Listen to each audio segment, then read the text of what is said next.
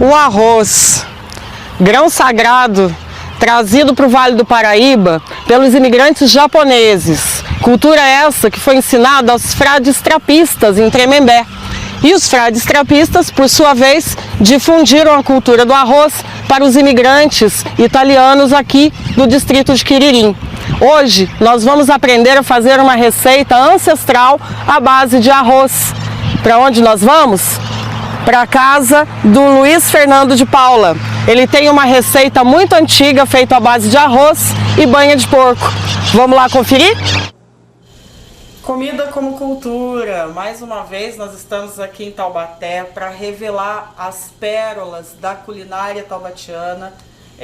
Pertencimento, é cultura, é nossa identidade através da gastronomia tradicional. A ideia desse projeto Comida como Cultura é que as pessoas voltem a fazer pratos que são tradicionais da nossa terra e que acabaram caindo no desuso ao longo do tempo.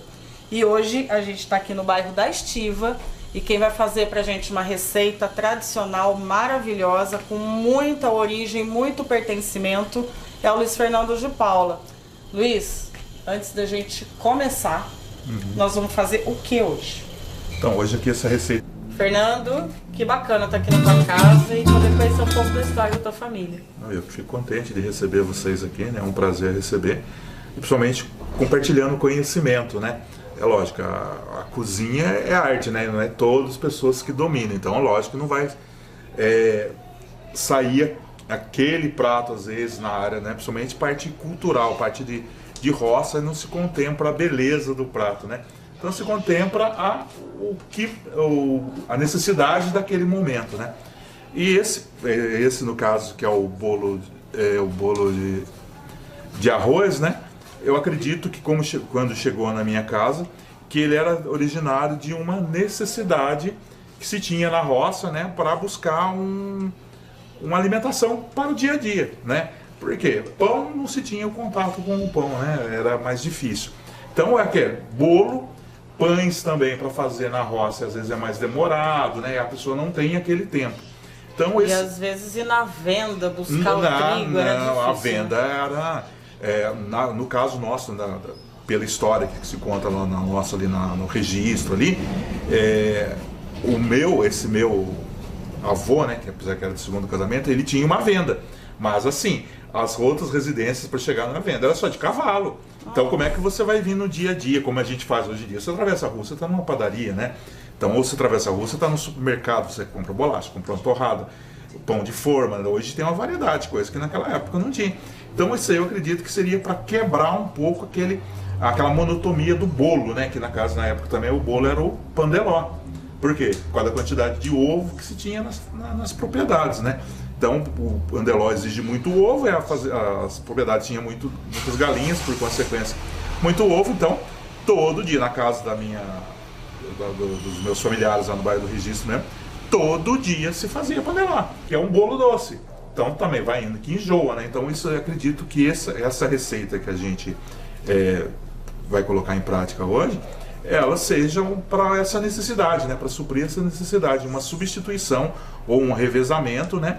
Com essa cultura de comer o bolo todo dia no café da manhã, porque todo dia você comendo bolo, você tinha que ter alguma coisa diferente, né? Então eles buscavam receitas, que acredito que essa receita, não sei se ela é a nível familiar ou ela é a nível daquela região ali, veio para acompanhar, né? Para fazer um revezamento com o bolo que era feito na alimentação do dia a dia, né? E é uma receita salgada, né? Salgada, exatamente.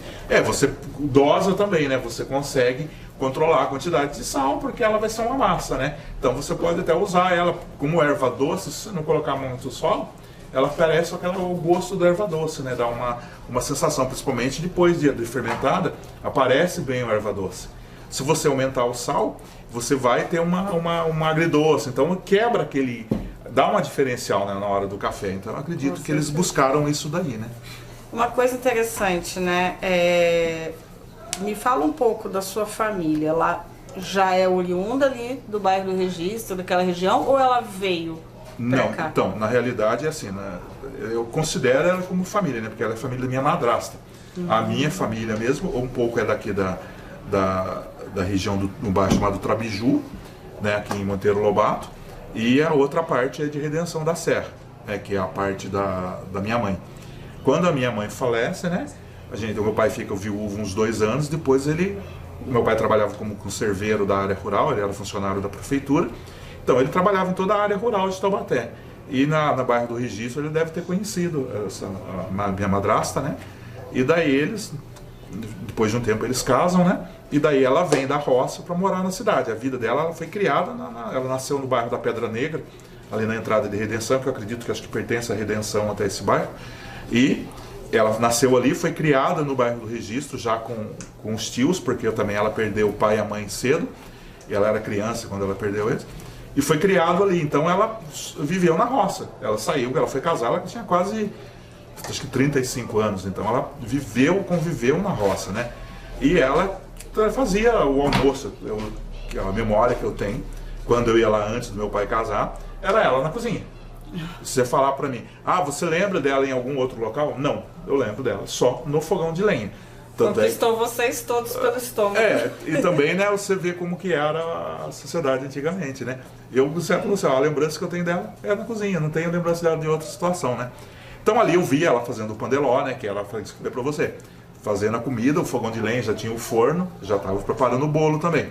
E quando ela vem aqui para Taubaté, ela traz algumas receitas na época de... Como é que fala? Na época da Semana Santa, né? Que é o arroz com amendoim, que ela fazia aqui pra gente. O afogado, né? No sábado de Aleluia tinha que ter o afogado que ela fazia, que era comida pesada, que ela falava que na sexta-feira fez o jejum, né? Aí no sábado tinha que repor. Tirar o barriga da miséria, entre aspas, né? Ou repor o que você fez na sexta-feira. Então ela tinha essa tradição, ela mantinha essa tradição. E uma das coisas que ela trouxe foi esse bolo de arroz. Na realidade, a gente não tinha esse conhecimento desse bolo. Foi ela que trouxe, né, esse bolo de arroz para essa receita. E pelo menos uma vez por ano, ela fazia. E daí caiu na graça, que o meu pai também gostou. Eu tinha minha avó também, que morava na época lá com a gente, lá do lado, né? A minha avó plantava, tinha um espacinho lá que ela plantava mandioca. Então, acabou que a gente tinha a receita, o ingrediente ali no quintal. Então não precisava se estressar muito também, aquela outra facilidade, né, de ter o material para você não precisar ficar saindo para comprar, né? Então, no caso, a gente já tinha ali. Então, a minha avó tinha mandioca plantada, então o trabalho que tinha, arrancar a mandioca, né? Que geralmente era nessa época que também a mandioca tá boa para consumo, né? Então, a minha avó arrancava a mandioca, o meu pai que colocava de molho o arroz, que ficava trocando a água, né? Era ele, que lá em casa a gente usava o pilão também, né? Então aqui, né? O pilãozinho, bom né? Velho companheiro. Aí o pai que socava, né? O arroz e ele fazia, ele que gostava, né? Engraçado, ele gostava pra caramba. Era ele mesmo, era o que mais consumia. Cada um soca um pouquinho. Não, era ele que socava, isso era a função dele. Aí ele que fazia isso daí. Então é a farinha do arroz. Era a farinha do arroz. É a farinha do arroz, né? Na realidade. Interessante. Hoje a gente já tem essa facilidade que a gente pode pôr o arroz de molho e usar um processador, usar um liquidificador, né? As modernidades. É a modernidade, né? Mas a tradição é o pilãozinho. Era o pilãozinho. Que era a tradição da roça, né? Porque na roça lá são pilões, né? Lá, a pilão lá é para 2 pessoas, né? Esse daqui mesmo foi mandado fazer para minha avó, que ela, no caso, era. É tudo pequenininho para ela, né? Então ela mandou fazer um para ela. Isso aqui é uma herança afetiva, então, afetiva, né? Por isso que ele ficou comigo. Antes dela falecer, ela deixou comigo, né? Que ela sabia. Aliás, você é cheio de memórias afetivas aqui, né? O fogão de lenha, suas panelas de ferro. O fogão de lenha já tá meio batido, já tanto cozinhar, mas... Mas é pra isso, né? É pra isso. Panelas de ferro, né? Algumas coisas assim, mais a coisa relacionada à roça, eu gosto bem. E a sua madrasta, ela tinha alguma descendência que de repente possa ser a origem dessa receita? Não, porque a gente sabe que tá ali mesmo, são pessoas, né? Nascidas naquela região, a família dela toda são família simples, né? Então, tem uma descendência italiana, europeia, ou africana? Não tem. Daquela região ali mesmo. É lógico, deve ter alguma, assim, uma mistura de português, né? Porque não tem como falar que o brasileiro é puro. O brasileiro não é puro nem aqui, né? Só o indígena, né? Que é o nativo. Que seria nativo, mas mesmo assim hoje você, né? Daí tem a mistura, pode ter uma mistura do indígena ali, poderia ter. Mas no caso dela, tem alguma descendência, mas não que tenha marcado com esse prato. Eu acredito que não. Mas é um prato com características, né? Você não pode dizer que ele tenha uma descendência, mas ele tem características. A mandioca indígena. Mas assim... O arroz... o arroz, na realidade, é oriental, né? Oriental, então quer dizer, tem características. Mas é usar o que você tem, né? Exatamente. Então eu acho que assim, é a adaptação, é a cozinha caipira, né? É que nem o mineiro fala, não, a minha é a cozinha mineira. Não, você não é a cozinha mineira, você é a cozinha caipira de Taubaté, você pode ter certeza. Você sabe que eu defendo essa tese também, né? A partir do momento que as bandeiras saem de Taubaté, os bandeirantes de Taubaté vão desbravar o Minas Gerais, que na época, né, era a rota da descoberta do ouro. Não tem aqui. Né? E eles levaram para lá o que eles consumiam aqui. Comidinha mineira taubatiana, viu, gente? É adaptação, lógico. Adaptação. Chegou lá, o bandeirante levou, ele tinha, era o que ele tinha. Era o que ele tinha e era o que ele fazia ali, porque ele precisava, né? O cara tem que se dedicar à exploração do ouro, que era o que girava, né? Tanto é que tinha que ter sustância. Diz que também imperava a fome nas minas de ouro, porque eles se preocupavam com o ouro, não com a comida, né? Quem tinha comida que ficava rico. E a viagem de longas distâncias também acho que é até bacana, acho que tem um link, né, histórico com esse alimento, a questão dele não precisar de geladeira, porque ele pode ser conservado, pode ser levado, pode ser trazido, enfim, né? Eu acho que tem aí um fundo bem, um lastro histórico aí que eu acho que viu? E daí você pega toda essa situação, né? Você pega as cidades, né? Na realidade, as cidades que saem no caminho dos bandeirantes, nada mais eram pontos de descanso e de agricultura. Faz sentido, então... faz sentido. E aí, só que no caso, essa massa, como ela é líquida, eles deviam fazer o tanto de comer ali. Porque eles ficariam parados, às vezes eles ficariam parados mais de dias, né? Então você faria no momento ali e consumiria ali naquele... Ou cozinha, leva cozido, né? Pra comer em outro lugar. Com certeza. Faz sentido, faz muito sentido isso. Embornar, né? Levava no embornarzinho pra roça, né? Quem vai só na roça mesmo, né? Levava ali pra tomar um café lá durante o trabalho. Faz muito sentido. Além do que o bairro do Registro, né? De onde teria vindo essa receita, era o bairro onde passava ali também que seria o escoamento do ouro e tinha o registro, né, da coroa portuguesa. Então, quer dizer, faz muito sentido essa receita ser muito antiga. São suposições, né? Que se a gente colocar o fundo histórico, né, de um primeiro momento, você fala, é mais uma receita que é utilizada no dia a dia. Mas se você colocar tudo num contexto histórico, colocando a cidade, o bairro dentro do contexto histórico, você vai ver que ela tinha alguma finalidade. Faz sentido, exatamente. E isso que é bacana, né? A gente, através de uma receita, através de uma culinária, dá esse start de ir atrás da história, de ir atrás da memória do prato, de ir atrás da memória das famílias. E aí, olha, você vê, a gente está aqui conversando de uma receita, a gente já foi para Minas Gerais, já minerou o ouro, já desceu com ele para o registro. Exatamente. Olha a viagem que a gente já fez aqui. E na realidade a gente acaba perdendo essa tradição, né? Porque se você não fizer isso, por exemplo, o caso que vocês estão fazendo, você vai levantar alguns pratos que já acabou. Só vai estar na tradição dos antigos, das pessoas mais antigas. Os novos nunca vão fazer isso. E o legal é despertar essa curiosidade, esse link, né? De a pessoa comer uma coisa e pensar, caramba, isso pode ter sido consumido lá em 1500 e alguma coisa, né? Com certeza, né? Enfim. Daí entra nos tropeiros de novo, entra né? Entra nos bandeiros, nos tropeiros, né? Nos cargueiros. Aí só vem melhorando, lógico, né? Que vai tendo as facilidades, ou a facilidade de acesso, né? De encontrar o produto, então você só vai... A ideia seria essa, né? Não acabar, só aprimorar, né? Que nem esse aí mesmo, no início seria só um bolo, um negócio... não tem nem como explicar, né? Uma massa. Uma massa. Né? Uma massa assada. Hoje você poderia colocar, né, vários recheios, tanto recheios salgados como recheios doces. Óbvio, interessante que é uma variação muito bacana para a panqueca, né? Para a tapioca. E pelos ingredientes, eu acho assim, é um prato que pode voltar. E por que eu vejo esse prato, embora ele tenha aí, né, um fundinho histórico bem antigo, né? Só na sua família tá tantos anos. Mas por que eu vejo que essa receita ela é atual? Pelos ingredientes que você falou que a gente vai usar na receita, é exatamente o que as academias hoje, né, pregam em termos de carboidrato, para quem quer ganhar massa, para quem vai treinar. Então, a gente está tirando lá de trás do contexto histórico de uma família de zona rural uma coisa que pode ser aplicada no dia a dia. Com certeza, pode ser aplicado hoje. Desde de uma forma saudável. De uma forma mais leve, né, que isso seria só a massa, até com recheios aí, N recheios, N sabores, N queijos, né, que você tem hoje. Antigamente você falava só queijo fresco, hoje você tem vários tipos de queijo, né? Vários tipos, tanto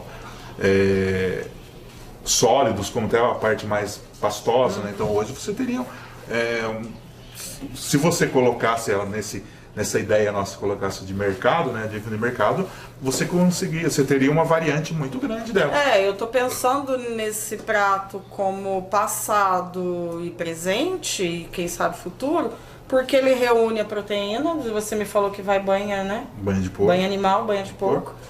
Reúne a proteína, reúne os carboidratos, né? Enfim, fibra.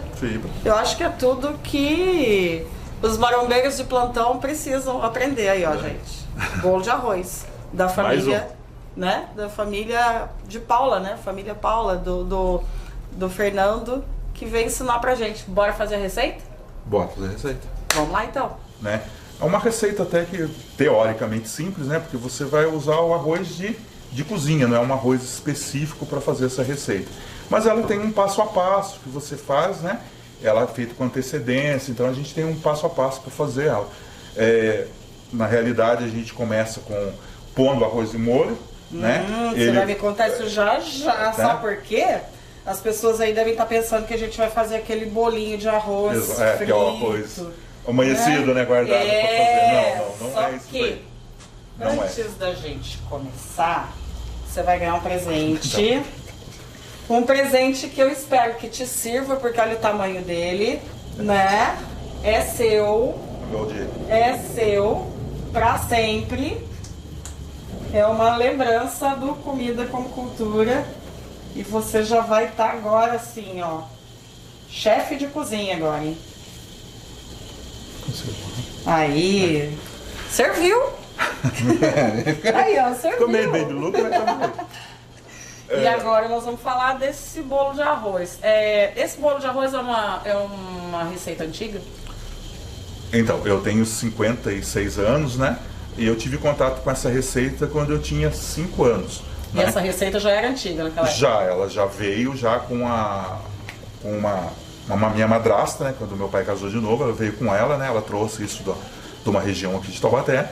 E então, quer dizer, ela, quando ela casou com meu pai, né, ela já era uma pessoa acho que ela tinha 40 anos também já, então é uma coisa que ela já teve contato bem antecipado com isso daí. Então, eu acredito né, que deve ter pelo menos uns 80 anos dentro da família, dentro desse contato que eu tive, né, com ela trazendo isso e mais esse tempo que a gente tem com ela, né, que eu tenho contato com essa receita. Então, e essa receita tem uma origem étnica, né?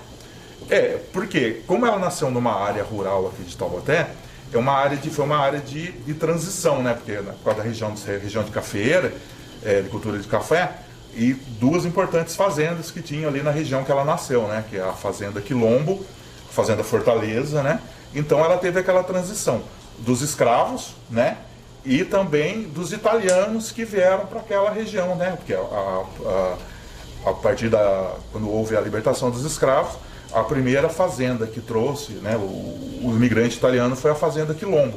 Então, como ela era daquela região ali, a Fazenda Quilombo é muito grande, né? Então ela pode ser que tenha sido esse contato ali. Ela é uma pessoa simples, então a gente nunca teve essa curiosidade de perguntar para ela qual é a origem, né? Então, na realidade, para mim, a origem da receita é ela, né? Mas, com certeza, ela aprendeu isso daí com as pessoas que eram ali da região. Quem trouxe isso daí para ela, se é uma receita nossa caipira ou é uma receita vinda de fora, daí essa ela nunca passou. A gente não, eu também não tinha essa curiosidade, porque eu era criança, né? Então nunca tive curiosidade de perguntar isso para ela.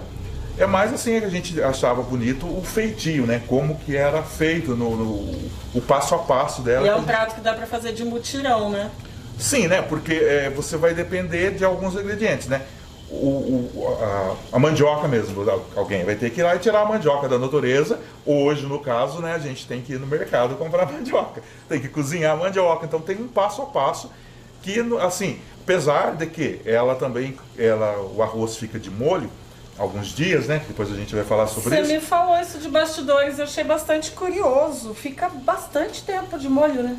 4 dias, 4 dias de molho trocando a água, né, então a gente coloca no primeiro dia. Que é essa fase aqui. Seria essa fase aí, né? Ele fica de molho, aí no outro dia a gente joga a água fora e coloca a outra água. Assim, então no mínimo 4 dias ele tem que ficar de molho. No caso lá, às vezes deixavam até mais de 4 dias. Daí depois...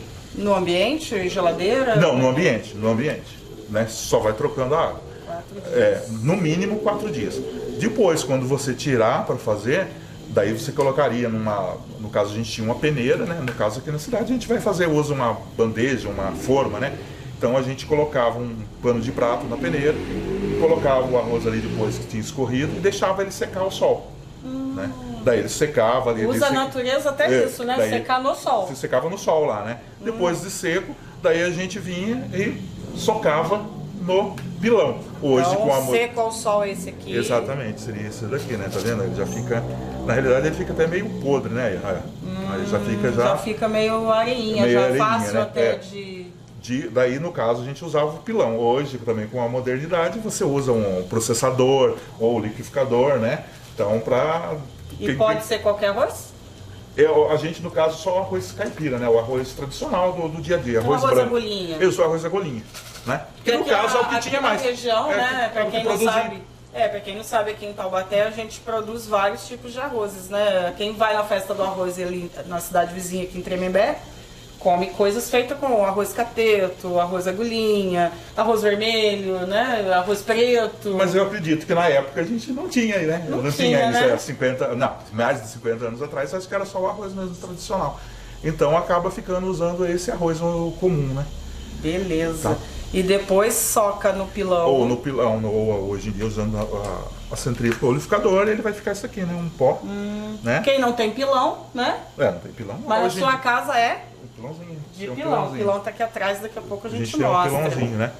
E tem que ficar fininho assim. Fica fino, ele não precisa ficar aquele pó. Você pode deixar ele com as pontinhas, por quê? Porque depois você vai colocar ainda a mandioca, né? Batida na água quente, né? Ovo, vai sal é mês 8, né?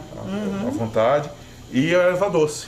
Isso aí na realidade nem se comia no dia. No dia que você fazia, alguns mais apavoradinhos gostam de comer, né, na hora, mas o certo é deixar para um outro dia que ele já começa até meio que azedar, né, entre aspas, né, para que dá aquele gosto de azedinho, né. Então alguns preferiam até fazer isso. Fermentar, mesmo, exatamente. Né? Aí você junta a fermentação do arroz com a fermentação da mandioca. Mandioca. São duas fontes de amido. Exatamente. Bacana. E me fala uma coisa, né, você falou de erva doce, é um prato salgado com erva doce. Com erva doce.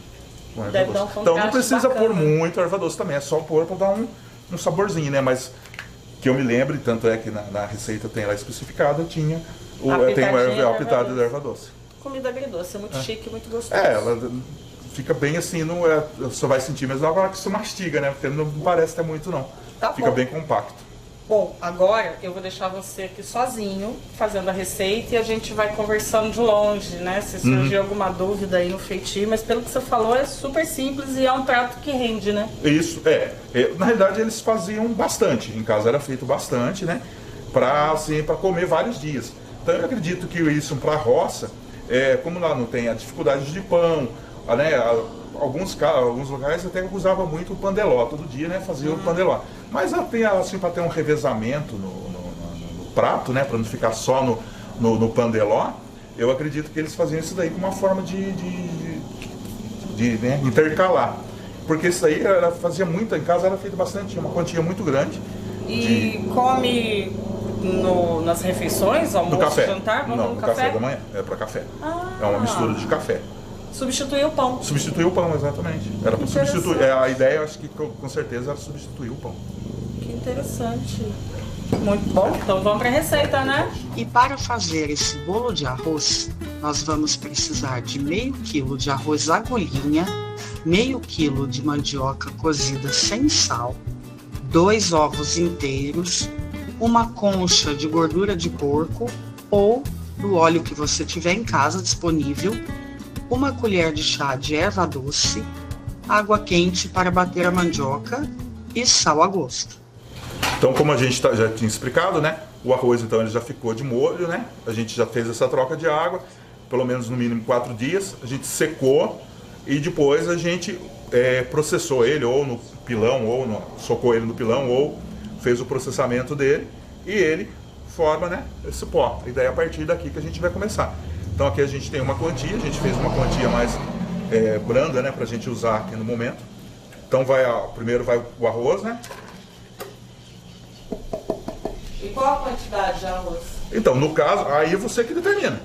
A quantia, como a gente fazia bastante lá na época, a gente colocava na base, às vezes, de 2, 3 quilos de arroz. No caso aqui, como a gente vai fazer só para teste, para um laboratório, né, vamos dizer assim, fazer um laboratório, então a gente colocou 500 gramas e vai trabalhar mais ou menos com essa situação, com essa quantidade. Depois a gente vai bater a mandioca, né, para formação da água com água quente. Eu vou aproveitar e bater ela já, para a água não esfriar. Uma curiosidade, água quente, né? Qual seria o motivo de ter que ser na água quente a mandioca? Então, eu também, eu nunca tive essa curiosidade de perguntar. Mas eu acredito que como a mandioca ela é cozida antecipada, ela esfria, né? Então, acho que ela vai, na realidade, a água quente seria para quebrar um pouco o amido dela, né? Para voltar a liga dela. Porque depois, quando você vai ver, quando a gente bater, você vai ver que ela vai formar uma liga, né? Então, a gente... E a ideia é cobrir a mandioca com água? Seria mais ou menos essa medida? Eu pus, você vai usar para cobrir a mandioca, você vai formar uma massa, né?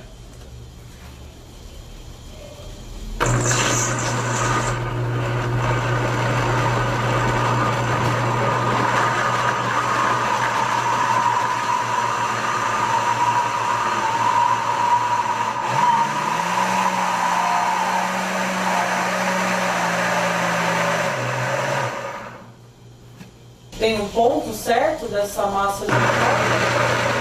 Ela não pode, geralmente, como ela começa a dar liga, ela fica dura, né? Então você tem que deixar ela dissolver, porque você vai misturar vai misturar na farinha. Então ela tem que ficar a um ponto que deixa pra gente conseguir misturar.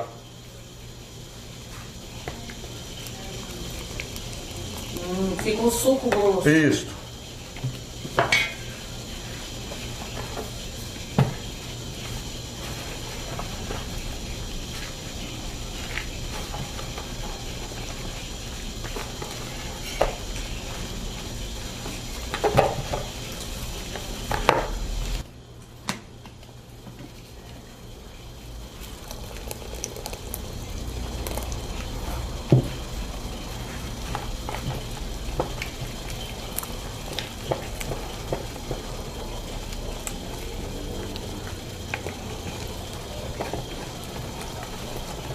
É uma massa mais líquida, né? Isso, ela tem que ser bem líquida, porque depois ela vai na hora que ela for pro fogo, né, na frigideira, ela tem que cozinhar, né? Então se ela ficar muito compacta,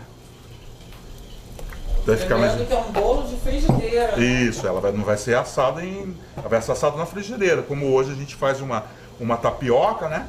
Ela vai ser assada na frigideira.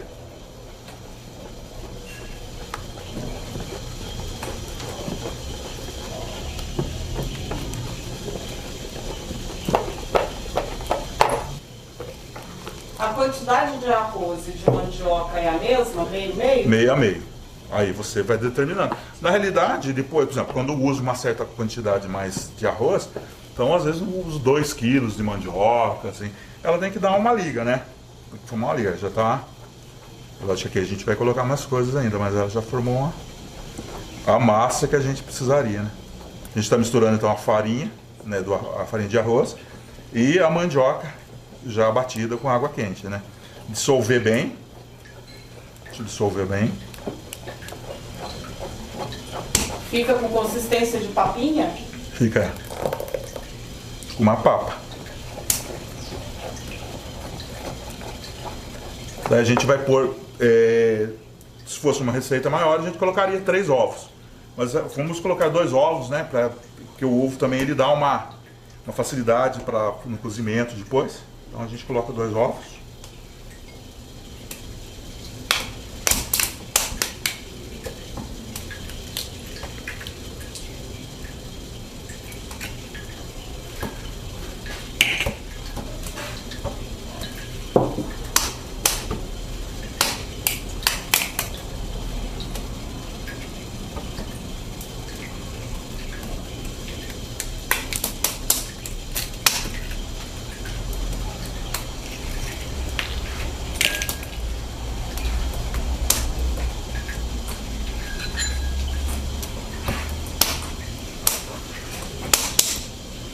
Vou meter uma heresia aqui de cheirar o ovo. Não pode. Senão, hoje em dia tem muito ovo estragado.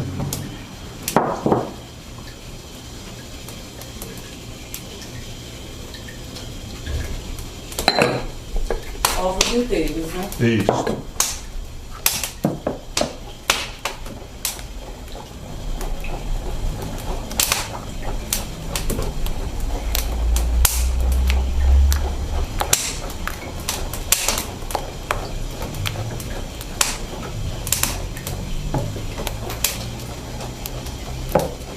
Prato bom para paladar infantil, Luiz? Qualquer um comer. Na roça, pelo menos, qualquer um comer. Na roça não tem muita opção, né? Hoje em dia, a criançada tem mais opção, mas naquela época não tinha muita opção. Ou come, né? Sim. Mas é um paladar, assim, bem... Ficaria um pão, vamos dizer assim, um pão chato, né? Um pão achatado. Então a criançada não reclamava, não. Eu, pelo menos, gostava, né? Quando era criança e gosto ainda. O meu irmão até, é engraçado, que o meu irmão, na realidade a gente fala que desperta uma memória afetiva, né? Então, porque pelo gosto, pela tradição, né, eu acho também. E tinha histórias de família na hora que estava fazendo, criançada em volta, essas coisas? A gente ficava mais ali às vezes para precisar ajudar alguma coisa, né? Mas dificilmente a gente não... É porque os antigos não conversavam muito, né? A criança não tinha muito participação nas coisas, não. Então a gente já põe a farinha, a mandioca batida, 2 ovos, no caso aqui dessa receita, ou o sal. O sal é a pessoa que determina, tá, gente? Cada um. Tanto é que, como ela vai ficar uma receita líquida, se a pessoa quiser colocar mais sal depois, ela pode colocar, né? Não vai ficar, ela não se encerra, é uma receita que ela vai ser guardada líquida, então a pessoa... Ah, tava sem sal a primeira que a gente comeu. Coloca-se mais sal, mistura, né? Então no caso aqui eu vou colocar... Eu não sou muito amigo do sal. Então eu coloco um pouco.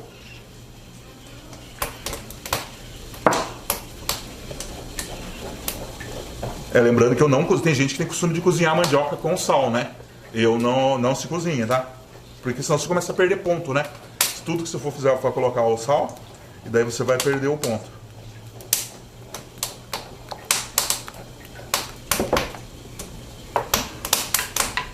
O erva doce é a mesma coisa, tá? O erva doce é a gosto também, cada um, né, determina a quantidade.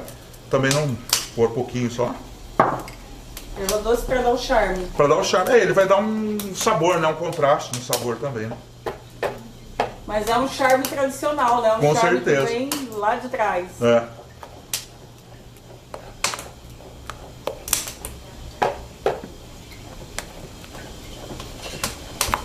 E também era a especiaria mais fácil de ter. Também, tinha no quintal, né?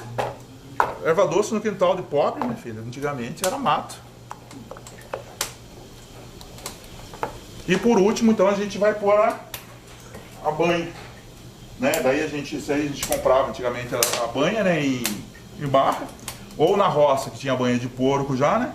Então geralmente você punha 2 conchas. Então aqui no caso, como a gente fez uma receita menor, a gente vai pôr uma concha só. Banha da barriga de porco. Banha de barriga de porco. Derretidinha.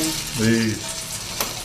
Tem que estar quente, bem quente, não? Não, não necessariamente. Aqui a gente tava, eu deixei do lado ali do fogão, né? Então começou a ficar quente. Mas não necessário, né? Ela vai demorar mais para misturar, né? E tem que incorporar tudo. Tem que incorporar. É lógico que às vezes depois ela decanta um pouco, mas quando você for comer, você... Cheirinho bom que já tá vindo aí. Por causa da banha, né? Essa aqui é a barriga mesmo, né? Essa é. Então, por isso que tá com esse cheiro. Não é aquela banha que a gente compra em mercado. Mas dá pra fazer com aquela caso É feito com aquela, na realidade, né? Que isso aqui a gente aproveitou que a gente tinha, né?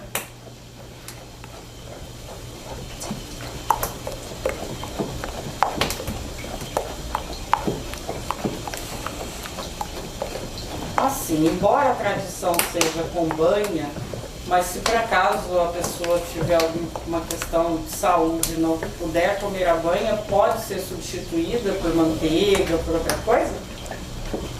Então, eu nunca misturei, nunca fiz com outra coisa.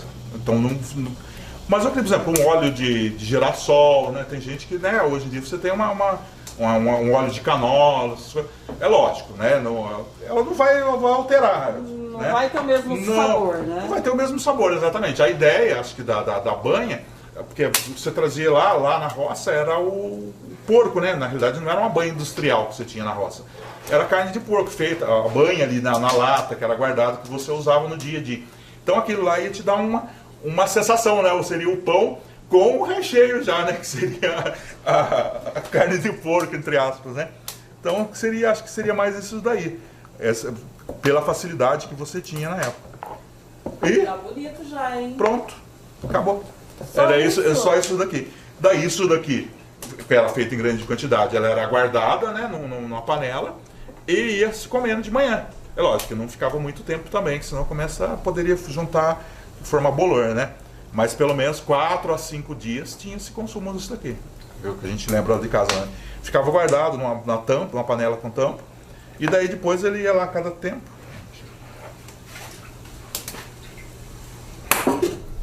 Você tinha a panela, daí você tinha uma concha, né? Levava uma frigideira. Eu acho que eu trouxe até a frigideira ainda. Tá aqui. Que era uma frigideira desse tipo aqui que a gente tinha em casa, né? Que era a frigideira caipira. Hoje em dia você já tem as frigideiras que é com teflon, né? Essas coisas aí. E daí você tirava uma medida, usava a concha como medida. Então, um pouco a mais, um pouco a menos, né? E tirava essa quantidade que você ia fazer. Essa frigideirinha aí tá me parecendo que tem história, hein? Essa frigideira aqui, acho que não é muito boa ter em casa, né? Porque você corre um sério risco. Mas ela é antiga, ela era da minha avó, né? Que veio porque a avó da minha avó faleceu, que era uma das que participava da receita, né? E eu peguei e trouxe. Ficou pra mim, essa frigideira. Vou arriscar que ela tem uns 60 anos. Ah, tem sossegado. Então até a panela é tradicional aqui, hein? Ela tem 60 anos, sim, porque a minha avó faleceu já faz mais quase 20 já. Então, né? Então ela vai ter essa idade, porque ela usava as coisas dela, como ela morava sozinha e ela só almoçava, então as coisas dela tudo pequenininha. Ela gostava das frigideiras, das panelas, tudo pequenininha, que era a receita dela, né? Então é isso daqui. Ela tá feita, né? Essa é a receita. Então toda vez que a pessoa ia consumir, ela misturava, né? Mexia, tinha uma colher, alguma coisa, ou mesmo com a concha que ela ia tirar, ela mexia e tirava a conchada dela e levava pro fogo. Ah, interessante. Então a massa era guardada crua. É crua, é isso aqui, panela. nessa posição aqui. Ou se tivesse uma vasilha com tampa, você tampava, deixava, era crua. Ficava Cada crua. um que quisesse chegava e levava pro fogo. Isso, daí pegava a sua frigideira, colocava lá e fazia, né? E punha para fritar. Ela ficava como se fosse um modelo de hoje da tapioca, como se fosse a tapioca hoje, né? Mas ela funcionava desse jeito. Então aqui tá feita, ela era guardada, agora armazenada. Eu consigo entender então agora por que tem que trocar a água do arroz e a mandioca cozida já e tal. Muito provavelmente pela conservação também. Também, você. Né? Porque isso aqui, é lógico, quando uma casa com uma grande quantidade de pessoas, comia rápido, né? Porque cada um fazendo o seu, uma concha que você tira ou duas, vai rapidinho, consome, né? Na minha casa, pela quantidade que a gente fazia lá, que eu lembro, ficava de 4 a 5 dias. No quarto, quinto dia, você já sentia ela bem fermentado mesmo. Tanto é que Depois que você fritava, ele formava a casquinha, né, tanto no fundo como em cima, né, porque a gente vira como se fosse uma tapioca mesmo, e dentro já ficava meio aerado, por causa da fermentação, né, do arroz. Então ele ficava uma formação aerada e você sentia já o gosto da fermentação, já sentia ele fermentado. O azedinho, exatamente. Daí a criança já falava, ah, não, já não quero mais, porque tá ruim, né, mas não é, porque já estava enjoado de comer.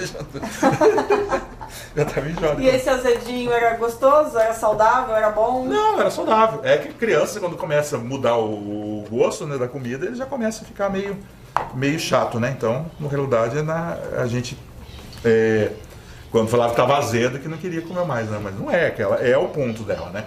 Só que também não ficar muito dia comendo, você vai enjoar, somente. Pra gente que não tinha no caso nosso, não era na roça, né? Já era mais na cidade, então você já tinha contato com o pão. Então a gente já queria revezar já um pouco já, né? Mas se deixasse comia tudo livre. Uma curiosidade, eu não vi você colocar fermento aí. Não vai fermento. Não. Isso aqui, ele é um bolo de arroz, mas é um bolo, né, que usa a fermentação da mandioca. Vamos colocar uma no fogo para ver o que vai acontecer? Historicamente dizer que pode ser uma espécie de pão ázimo. Dentro da realidade, um pão ázimo brasileiro? Sim. Né? Um pão ázimo brasileiro, porque dentro da nossa realidade, do que a gente tinha ali no quintal, acho, tinha na prateleira, né?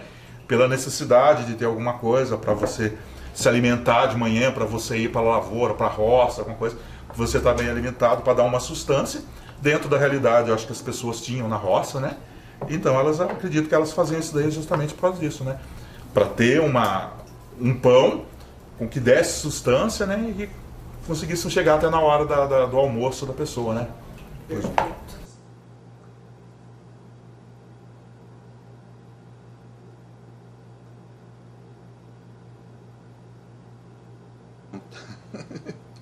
Então a gente vai dar uma untadinha agora Nessa daqui, vamos usar outra também de... Ah, vamos usar duas então para agilizar o processo. E em casa a pessoa vai usar a que ela tiver de panela também, né? No caso essa aí tem o valorzinho afetivo, né? A ideia seria essa, né?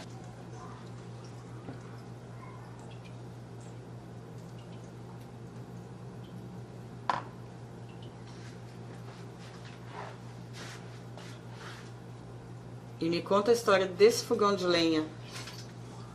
Esse daqui? Então, na realidade, eu fiz a churrasqueira, mas com o fogão, né? Porque a ideia é ter o fogão de lenha. Daí surgiu a ideia, vamos pôr a churrasqueira, mas tem que ter o fogão de lenha. Daí foi colocado o fogão de lenha, porque na realidade o que eu mais uso é o fogão de lenha, né? A churrasqueira é só, às vezes, né? Você vem de uma família tradicional do uso do fogão de lenha. O fogão de lenha era usado em casa, era só... Tinha o fogãozinho de lenha, né? Normal. Então na roça tinha o fogão de lenha já, né? Apesar de ter fogão a gás, na minha época já tinha fogão a gás, mas tinha o fogão de lenha. E em casa aqui também tinha o fogão de lenha. Para fazer comida no final de semana. Era sempre qualquer coisa que fazia no fogão de lenha.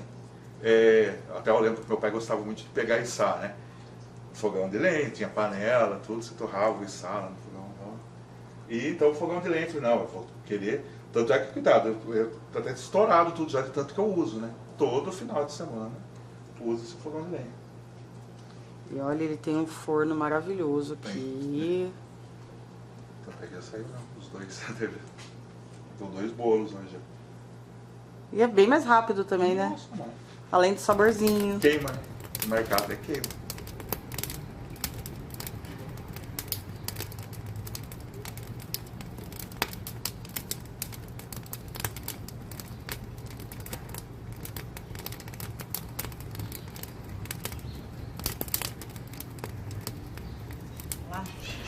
Fernando, então esse é o bolo de arroz, né? Uma receita bem simples de fazer. Simples, de fazer. Na época, né?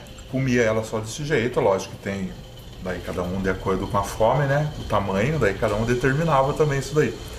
Hoje, que a gente tem essa facilidade de achar o recheio, né? Queijos e outros derivados, né? Hoje poderia até fazer um acompanhamento com ele, né? Colocar em cima para derreter ou fazendo tipo a tapioca, dobrando.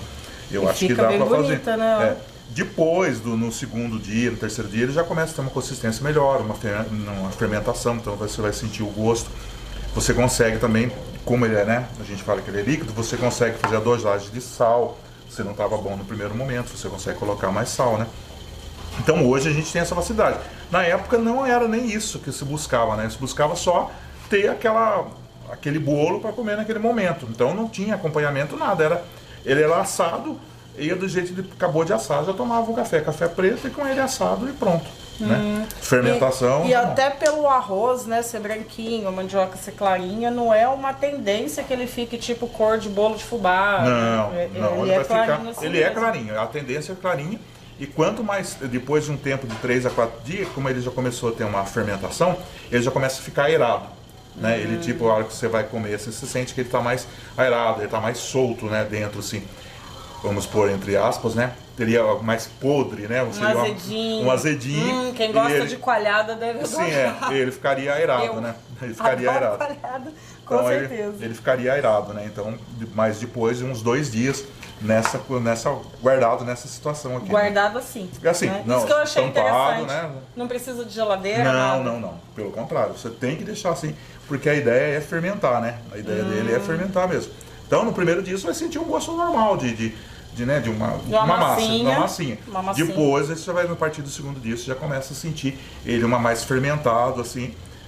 Daí hoje a gente já consegue também colocar um outro acompanhamento, então ficaria até, eu acho que né, por exemplo, colocar ele fermentado com um pouco de sal, né?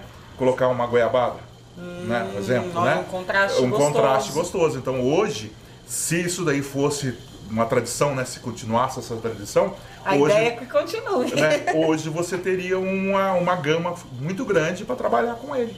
Né? Com certeza. De ingredientes, né? Doce de leite, fruta. Então hoje você teria, né, uma substituição para uma panqueca. Hoje a gente teria uma gama muito grande de recheio. Poderia, coisas que na época você comia só ele, agora geleia, requeijão. Então o que você na época comia ele só, né, só a massa assada, que era o que a gente tinha para o café da manhã, por exemplo, na roça, hoje você tem uma gama muito grande de recheio que você pode usar para ele, né? É lógico. Vai com chá, café, né? Não vai querer comer, mas o chá, o café, um suco, daria para acompanhar ele também, né? Mas é mais o café, a turma, na tradição mesmo, é mais o café. É para manter a pessoa alimentada, para ela ir para a roça, para quando der tempo, né, chegar saciado na hora do almoço, né? Porque o pessoal de roça vai cedo para a roça, toma café cedo e volta cedo para almoçar, né? Então ele estaria saciado. Muito então bom. a ideia é esse daí, né? Do bolo de arroz. Do bolo de arroz. Aí, bacana. E uma região inteira consumia, né? Então, isso a gente tinha aqui na parte rural aqui de Taubaté, ali na parte de Santa Luzia Rural, bairro do Registro, né? Então essas eram da nossa região ali, que a minha madrasta trouxe para cá, né? Que a gente começou a fazer aqui na cidade. Uma coisa muito legal desses pratos, né? Do Comida como Cultura, a gente buscou a regionalidade mesmo, né? Então já tivemos em outros bairros e a cultura culinária, ela é tão vasta que ela muda de região para região, mesmo estando perto, dentro da mesma cidade, né? E isso é muito bacana. Ou cidades vizinhas, né? Que a gente tem o bolinho caipira. Né? Cada região, um bolinho. Verdade. Você fala, nossa, meu bolinho desse jeito, né? Daí bolinho caipira é a carne por fora, né? Que eles misturam a carne moída na massa. Depois o outro hoje, a carne dentro.